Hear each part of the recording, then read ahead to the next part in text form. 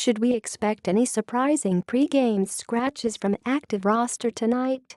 Well, before quarterback Teddy Bridgewater's devastating leg injury in one of the last practices before the 2016 NFL season, there was another story of interest surrounding the Vikings quarterback. Exactly 1 year ago today, the Vikings were in Seattle getting ready to play the Seahawks in their second preseason game of 2016. A healthy Bridgewater was coming off a solid outing the previous week in Cincinnati and was expected to start. Well, expected by everyone, except for the man who makes that decision. Vikings coach Mike Zimmer surprisingly benched Bridgewater for the game at the last minute. The 36-year-old Sean Hill was told he'd be starting the game for the first time while going through his pre-game warm-ups. The timing caused everyone tuning in to speculate on why the mysterious move was being made, and Vikings Twitter virtually exploded. Zimmer didn't offer many specifics as to why he made the decision. When asked why, he was quoted saying, "Because I wanted to," before shooting down all rumors that it was a disciplinary action.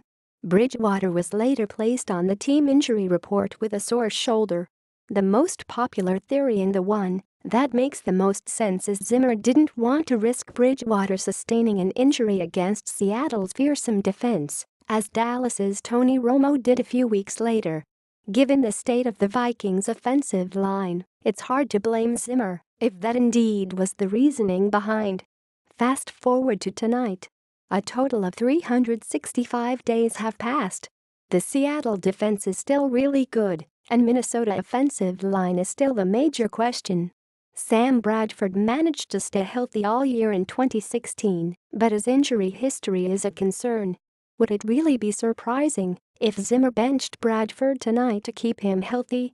It wouldn't, but even though the teams, the stadium and the concerns are all the same as they were a year ago, where the Vikings' offenses in relation to last year is not.